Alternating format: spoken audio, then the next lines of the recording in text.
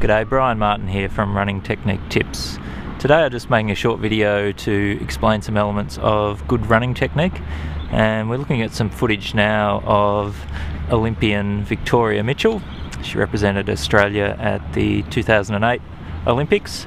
The reason why I've elected just to show a little bit of video of Victoria just doing an easy barefoot recovery run today is that one of the things I looked at when I first started researching running technique, and how I was even at that stage just looking to improve my own running, was that I thought I needed to understand how it was that really good runners moved.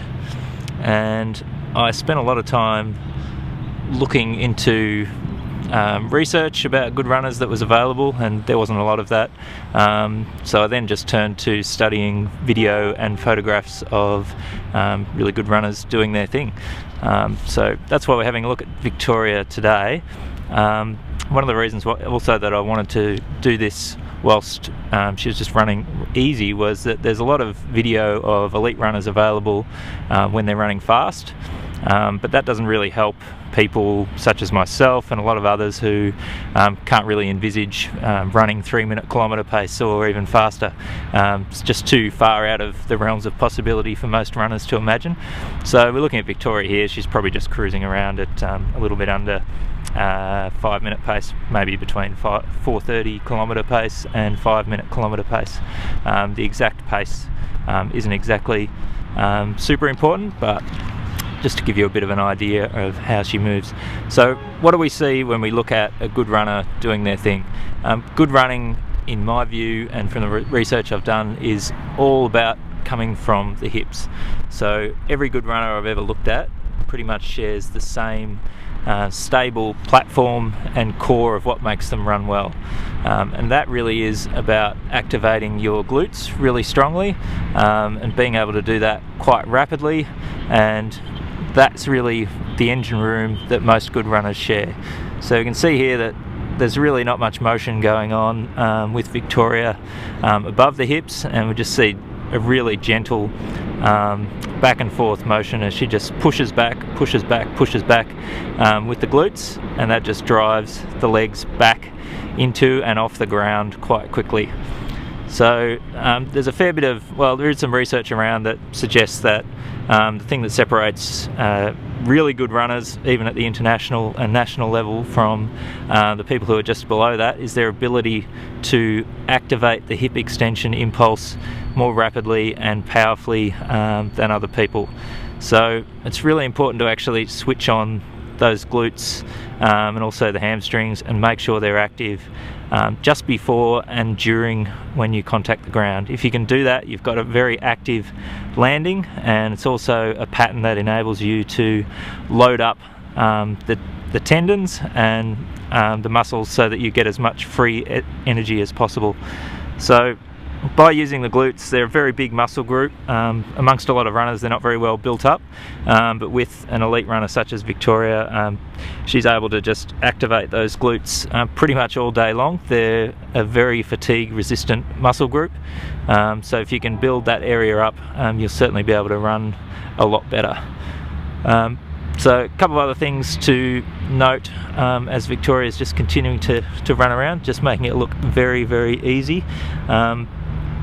There's no doubt that also having good glute activation also helps with posture, and we can see as Victoria just comes around now that she has excellent posture through the spine, so it's a very neutral and long spine.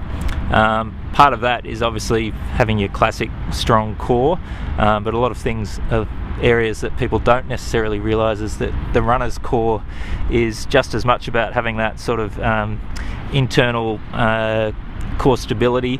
It's also about having very strong and stable hips. So the glutes help to extend the lower back, as do the lower back and back extensors in general.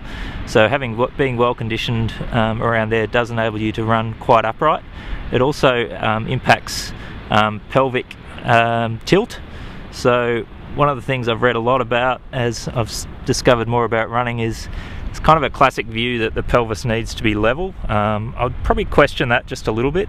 It's not a bad sort of safe position to start from. You certainly don't want your pelvis tilted backwards, but you can see with sort of good runners, as they are cruising along, you actually see the pelvis tilted very slightly forward, and that's a combination of that, again, that glute activation, but also that lower back, those lower back extenders that really just tilt that pelvis slightly forward. In my view, that enables you to deliver a little bit more power and also range of motion into the hip extension. So not something I've spoken about too much in this video, but being able to extend the hips is extremely important. So getting that impulse going to begin, to get the leg on and off the ground quickly, but also extending the hips strongly with every stride. So that means you can actually push your thigh back beyond your torso. So then you get in a situation where you're actually just pushing the torso ahead of the hips with the glutes on a stride by stride basis. So that gives you a little bit of insight into some of the elements that make up good technique, and I'll speak to you a little bit more soon. Okay, now we're just going to have a look at hip and thigh alignment. So one of the things often overlooked is just how important it is to run with your thighs in good alignment with your hips, and you can see here as Victoria runs towards the camera that her thighs are just ticking up really nicely underneath the hips. And again, from the rear view, we can really see that thighs ticking up over underneath and in alignment with the hip joint. There's no rotation whatsoever present there, so very strong activation of the glutes. Come Vic, go for it!